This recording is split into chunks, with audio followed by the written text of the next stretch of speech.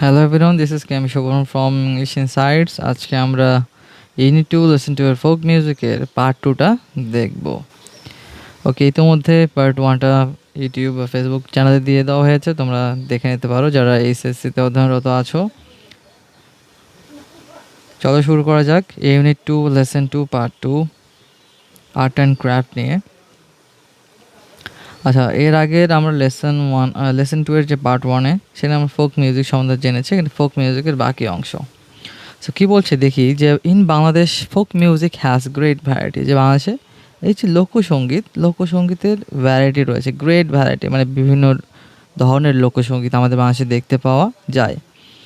আরও ভালোভাবে বলতে গেলে বাংলাদেশের লোকসঙ্গীত বৈচিত্র্যপূর্ণ বা বৈচিত্র্যময়, উইথ সংস কম্পোজড, যেটা রচনা করা হয়, অন কালচার, সংস্কৃতি, ফেস্টিভ্যালস, উৎসব, ভিউজ অফ লাইফ, যে জীবন দর্শন, যে কে কীভাবে জীবনকে দেখছে, ন্যাচারাল বিউটি, প্রাকৃতিক সৌন্দর্য, রিভার্স, নদী, অ্যান্ড রুরাল, গ্রামীণ, অ্যান্ড রিভার অ্যান্ড লাইফ, এই নদীমাতৃক যে জীবন বা জেলেদের জীবন, সেই জেলেদের জীবন নির্ভর এই লোকসঙ্গীতগুলো।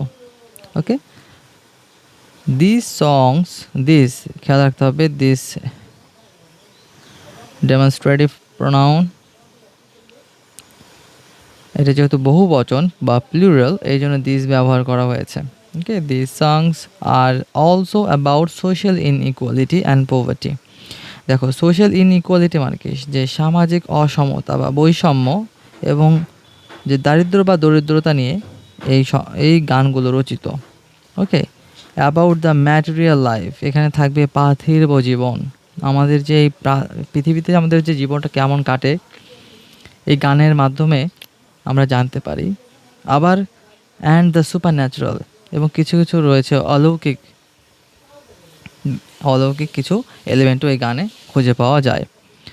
So mystical songs have been composed using the metaphors. Okay, খেয়াল রাখি, মিস্টিক্যাল সংস, এখানে মিস্টিক্যাল সংস বলতে বোঝানো হচ্ছে গূঢ় অর্থপূর্ণ গান। আচ্ছা, গূঢ় অর্থ কী, মানে যে গানের অর্থটা সাধারণ মানুষরা বুঝতে পারে না, যে গানের অর্থ গোপন থাকে বা লুকায়িত থাকে, বা এই গানগুলোকে বলা হয় আধ্যাত্মিক সঙ্গীত। ওকে, যে mystical songs have bin past, এটা কিন্তু প্যাসিভ সেন্স করা রয়েছে। হ্যাভ বিন কম্পোজড, এই গানগুলো রচিত হয়েছে, তার মানে কেউ একজন গান রচনা করেছে, সেটা অ্যাক্টিভ সেন্স। আর এই গানগুলো রচিত হয়েছে, এটা প্যাসিভ সেন্স। ইউজিং কি, ব্যবহার করেছে দ্য মেটাফোর্স। দেখো, মেটাফোর বলতে রূপক, যারা ইংলিশ লিটারেচার স্টুডেন্ট তারা বুঝতে পারবে যে রূপক জিনিসটা কি। তোমরাও বুঝতে পারবে অবশ্যই, কেন পারবে না। মেটাফোর জিনিসটা হচ্ছে, আমরা যদি বলি ডিরেক্ট কম্প্যারিজন। ওকে, মেটাফোর কথাটা যেহেতু আসছে, আমরা একটু কথা বলি, যে কোনো কিছুকে ডিরেক্ট কম্প্যারিজন করা হয়। ওকে, যেমন আমরা ফর এক্সাম্পল আমরা বলতেই পারি যে he is a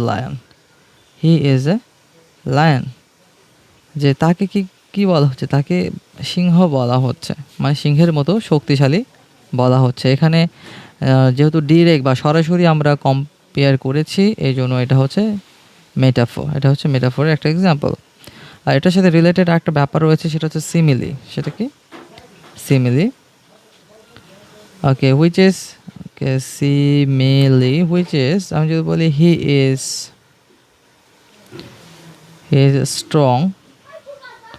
strong like a lion, মানে সে সিংহের মতো শক্তিশালী। দুটোর মিনিং কিন্তু একই রকম, কিন্তু এখানে অ্যাজ বা লাইক দ্বারা এই কম্পেয়ারটা করা হচ্ছে। He is strong like a lion, he is strong as a lion. ঠিক আছে, এগুলো থাকার কারণে এটা হচ্ছে সিমিলির এক্সাম্পল হয়ে যাবে। ওকে, ইনডিরেক্ট কম্প্যারিজন। ওকে, সো এখানে বলা হচ্ছে যে mystical songs have been composed using the metaphors, তার মানে রূপক অর্থের, যে সে কি আসলে কি সিংহ না, কিন্তু তাকে বলা হচ্ছে সিংহের মতো শক্তিশালী। ওকে, যে রিভার্স, নদী এবং নৌকার যে রূপক, সে রূপকগুলো কিন্তু এই আধ্যাত্মিক গানগুলোতে ব্যবহার করা হয়। ওকে, শুধু নদী বা নৌকা না, যে কোনো কিছু হতে পারে। আচ্ছা, এখানে বলা হচ্ছে যে যদি আমরা ধরো এই রিভারটা সম্বন্ধে কল্পনা করি, রিভারটা কি? নদী সবসময় বয়ে যায়, সময়। রিভার তাহলে সময়কে রিপ্রেজেন্ট করতে পারে। আর বোট হচ্ছে মানে আমাদের জীবনটা, আমাদের জীবনটা এই সময়ের নদীতে কিন্তু ভেসে যাচ্ছে। ঠিক আছে? নদীও যেমন একটা সময় যে সমুদ্রে পতিত হয়, আমাদেরও জীবন মৃত্যুর মাধ্যমে ওই সমুদ্র প্রাপ্তি হয়, আমাদের মুক্তি লাভ হয়। ঠিক আছে? এরকম বিভিন্ন মেটাফর, গূঢ় অর্থ আমাদের বুঝতে হবে। হ্যাঁ, ডিরেক্ট কোনো অর্থ আমরা পাবো না এই গানগুলো থেকে।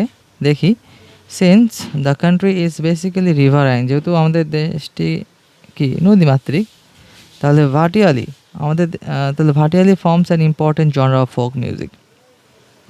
আমাদের দেশ হচ্ছে ভাটির দেশ আর হচ্ছে উজানের দেশ। উজান থেকে পানি আমাদের ভাটির দেশে প্রবেশ করে। ঠিক আছে?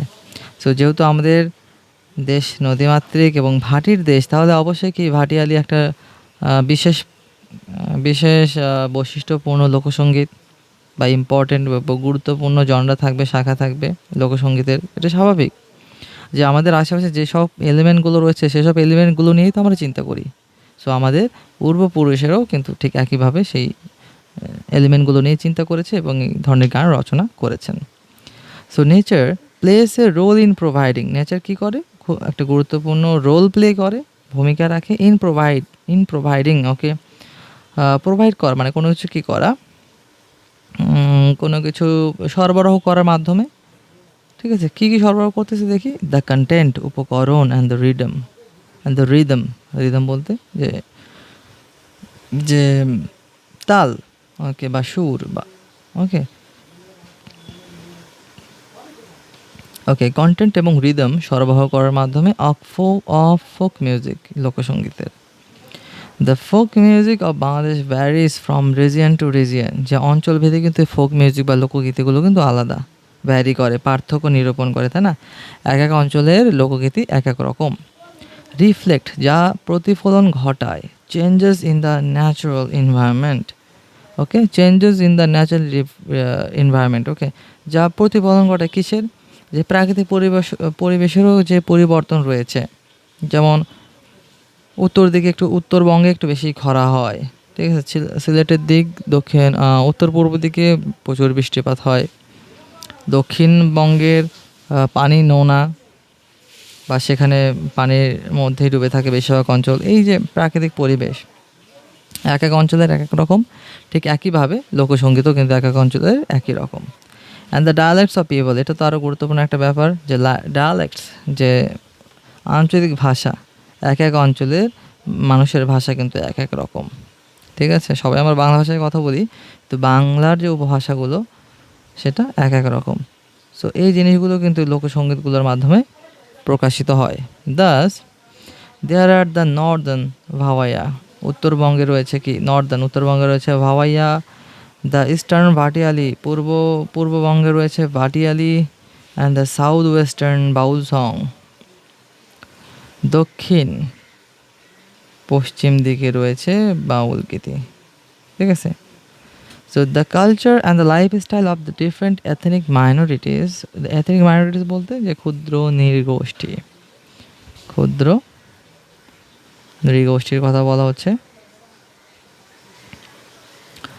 Minorities such as the Chakmas, কে রয়েছে? চাকমা রয়েছে, মণিপুরি রয়েছে, সাঁওতাল রয়েছে, ত্রিপুরা রয়েছে।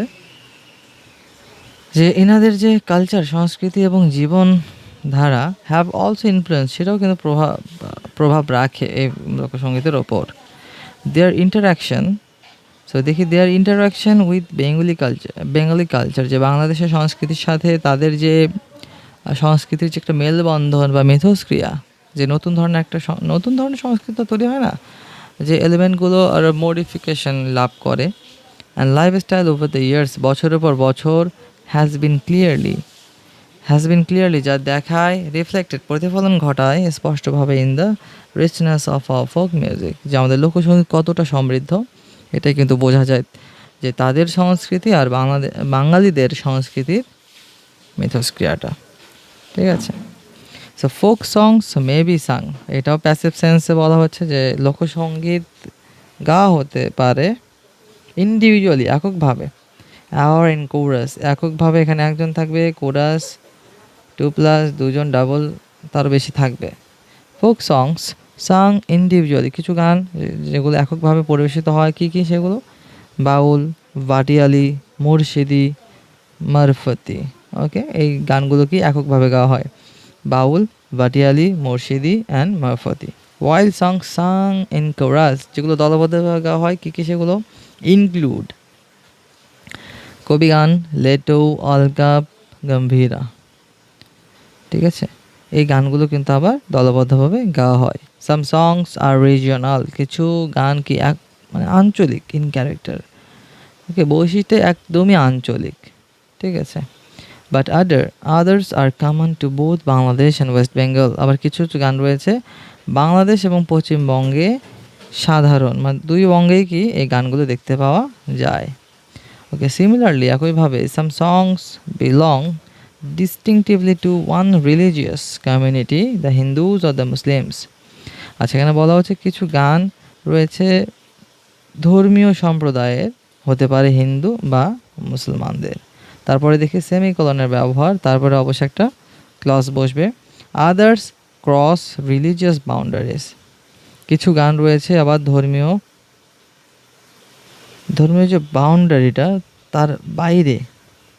ওকে, কোনো ধর্মের মধ্যে পড়ে না, সেটা সবার গান। সাম সংস বিলং এক্সক্লুসিভলি টু মেন, কিছু গান একান্তই পুরুষের, আদার্স টু ওমেন, কিছু গান আবার একান্তই নারীদের। ওকে, যেখানে পুরুষদের একচেটিয়া আধিপত্য রয়েছে গানগুলোতে, আবার কিছু কিছু গান শুধু নারীদের। While some are sung by both men and women, আবার যেখানে আবার দেখা যাচ্ছে কিছু কিছু গান পুরুষ এবং নারী উভয় গেয়ে থাকে বা পারফর্ম করে থাকেন। Thus only women compose and sing. আচ্ছা, সো শুধু নারীরা রচনা করে থাকে এবং গেয়ে থাকে কী কী গান? ব্রত গান থাকবে এর মধ্যে, আর মধ্যে রয়েছে মেয়েলি গীত, ব্রত গান আর মেয়েলি গীত। But both men and women participate in the old practice of রূপ বিটিং। ওকে, যে নারীরা কিছু গান রচনা করতেছে যেগুলো একান্তই তাদের, যেমন ব্রত গান আর মেয়েলি গীত, কিন্তু আবার নারী পুরুষ উভয়েরই অংশগ্রহণে কিছু গান পরিবেশিত হয়, সেটা হচ্ছে রূপ বিটিং, ছাদ পেটা গান। ওকে, আপনারা বা তোমরা যদি চাও ইউটিউবে ছাদ পেটা গান লিখে সার্চ দিলে কিন্তু পেয়ে যাবে, খুব মজাদার। তারা দেখা যাচ্ছে ছাদ পিটছেন আবার গানও গাচ্ছেন, যে গানের তালে তালে তারা ছাদ পিটছেন। ওকে, সংস দ্যাট আর সাং, যেগুলো গাওয়া হয়, that are sung passive sense, that are sung while beating down and firming roofs, যে ছাদ পেটানোর সময় এবং শক্ত করার সময় যেগুলো গাওয়া হয়। সো আমরা আজকে শেষ করলাম ইউনিট 2 লেসন 2 এর part 2। Hope you guys will be benefited from this lecture. আর যদি কোনো কোয়েশ্চেন থাকে অবশ্যই the comment box is open for all.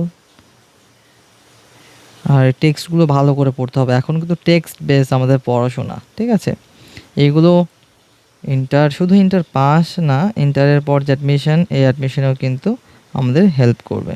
So stay tune for my next video.